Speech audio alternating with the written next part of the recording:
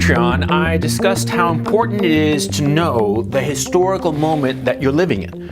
And in that video, I basically argued that the American empire is in decay. Yeah, in that video, I also invited you, my Patreon subscribers, to comment on the video and tell me if you agreed with my thesis or not, and where you agreed with it and what different vision you had. Because I'm interested in that. I'm interested in what you guys think insofar as this particular topic is concerned, because I think it's essential. We're all living either in the United States or under its shadow, if you will. I don't mean that in a negative sense. I mean, it's a big country. It's an empire. And of course, every country in the world is affected by the United States. So it's an important question. Now, a lot of you guys answered. Some of you were in favor of my analysis. Some were opposed to it or thought differently. Then it's perfectly fine.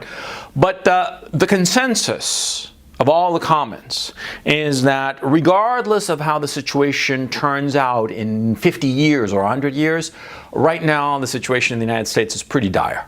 And it's on a general downward trajectory. Even the people who thought that eventually the United States would turn it all around, they agreed that it was on a downward trajectory. And therefore, if you think that the United States is on a downward trajectory, you agree that over the next few years, things are going to get worse, regardless of whether things turn around at some future date. And so, therefore, it seems pretty obvious that if you're living in the United States, now might be a good time to go. I'm not saying this very casually, okay? It's not something that I'm like, oh, sure, you should just move away from the United States and go to some other country. No, no, no. I recognize how big a decision it actually is because I took it. Back in 2001, I was living in the United States, and I had the opportunity, the possibility to continue to live in the United States. There's no problem, you know. It wasn't that I was like fleeing the country or something like that, okay? And I've been to the United States multiple occasions since 2001, but I haven't lived in the US since 2001 because even back then, I wasn't particularly happy about the trajectory of the United States. There were other factors in my decision, of course. Okay, it wasn't just the one thing. I wasn't just fleeing the United States in a panic. No, I was moving to Chile, and I expected things to happen in Chile that I looked forward to, that I thought would be beneficial to me. And some of them happened, and some of them didn't. But that's not the point. The point that I want to make is that, see, I wasn't fleeing the United States willy-nilly. I was going to something, even as I thought that the United States was on a downward trajectory back in 2001. And shortly after I left the United States, I left it on the 11th of August of 2001. The 11th of September 2001 was, well, we know what that was, right? And since then, the United States went a little bit insane. They started the Forever Wars in the Middle East, and the whole Patriot Act totalitarian state emerged. And the deep state, the entrenched bureaucracy, came into its own. It's been a disaster. And then after 2008, the global financial crisis. Well, it's not the crisis that was the problem, it was the solution to the crisis. You see, the rich people became richer because the authorities thought that if the rich became richer, eventually it would trickle down to the rest of the population. But that didn't happen. And the middle classes and the lower middle classes and the working classes have decayed in the United States. Things have gotten worse for them year after year after year.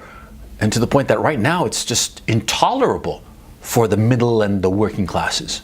And from where I sit, things are going to get worse. So, if you're thinking of leaving the United States, which I think now is the time to do so, you should be thinking to yourself where you want to go. And what do you want to achieve?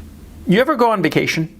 You ever gone on vacation? It's a simple question. Have you gone on a vacation? Of course you have.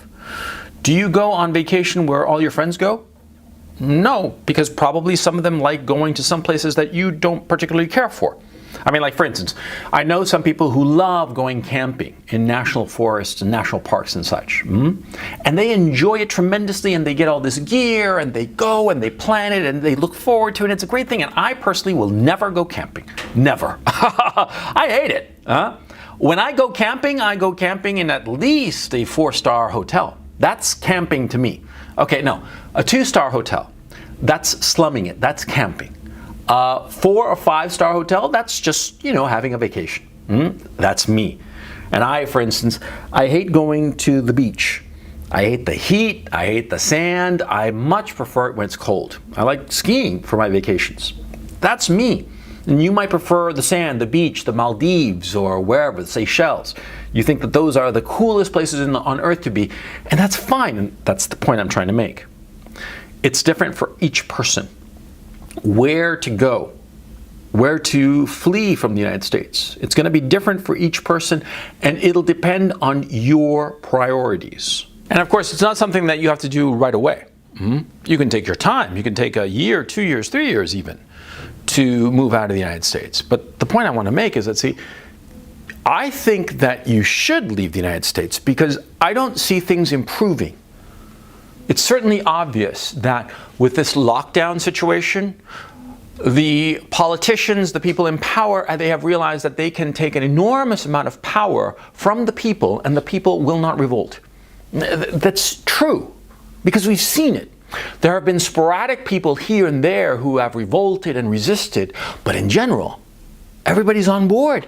They're accepting this nascent totalitarianism with just with a calmness that's actually shocking. They're accepting an erosion of their civil liberties that would have been unthinkable 10 years ago, let alone 20 or 30 years ago.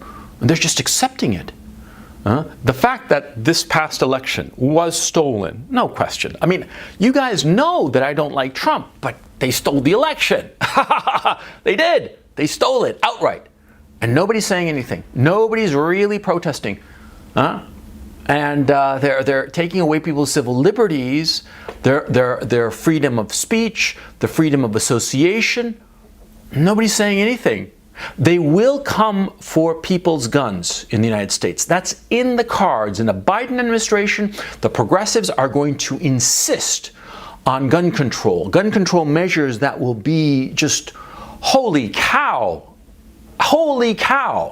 And they're going to go for them and they're going to pass them. That's going to happen.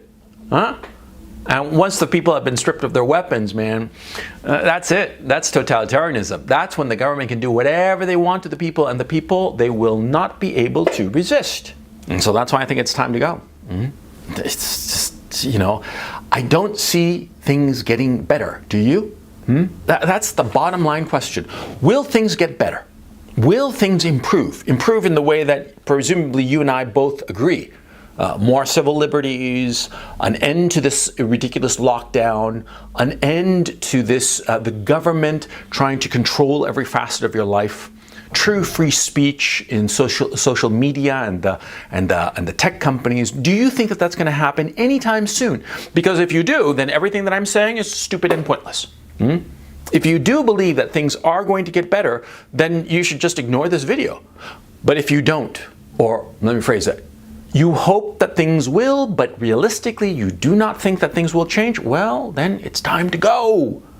It's hard to make that decision. It's hard to say it's time to go. It's hard to be thinking that, things aren't working out and they're probably going to get worse, and so maybe now would be a time to prepare and plan and leave. It's hard because, see, human beings are a comfortable species. If we're comfortable enough, we're like, okay. And if things deteriorate a little bit, not by much, just, a little bit, we're like, well, it just got a little bit worse, but I'm sure it'll get better soon enough. We're past masters at fooling ourselves. I've said this countless times in countless videos. Human beings are natural self-liars. We human beings fool ourselves all the time. And that's why, the boiling frog metaphor is so true. You guys know the boiling frog metaphor, which is, of course, if you put a frog into a pot of boiling water, it'll leap right out. But if you put a frog into a pot of cold water and slowly turn up the heat, the frog won't do a thing. It'll just lie there happily until finally it's boiled to death. Now, this metaphor is a metaphor. It's not exactly accurate, but that's not the point. The feeling of it, the sense of it, insofar as human beings are concerned, it's true. Why do you think, for instance, so many Jewish people perished in the Nazi Holocaust? Why? Because they all thought that things would get better. They had gotten really, really bad, but they thought, oh, soon enough it'll get better. It'll get better soon enough. You wait, it'll be a little bit better soon, soon. We human beings fool ourselves because we are full of hope. We believe that things will be better tomorrow.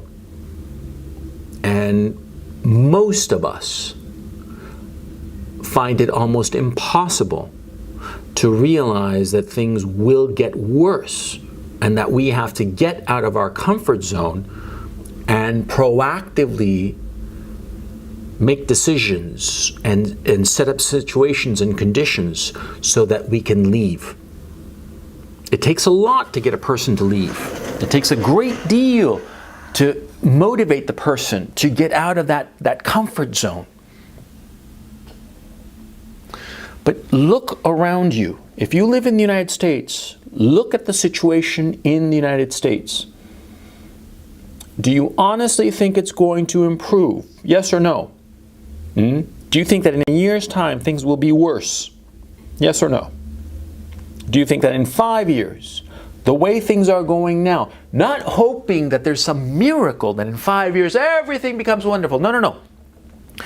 If what is happening today continues on into the future, if what has happened since 2015 to 2020 were to continue from 2020 to 2025, do you honestly think that things will be better then?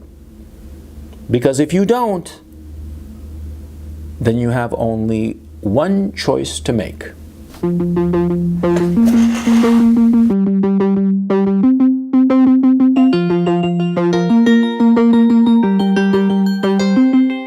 I just want to thank so much my Patreon subscribers because you guys are just terrific.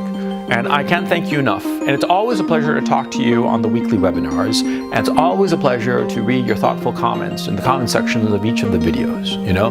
So if I don't say it enough, I'm saying it here. Thank you so much for your support. You have no idea how much I appreciate it. Take care, and I'll catch you next time.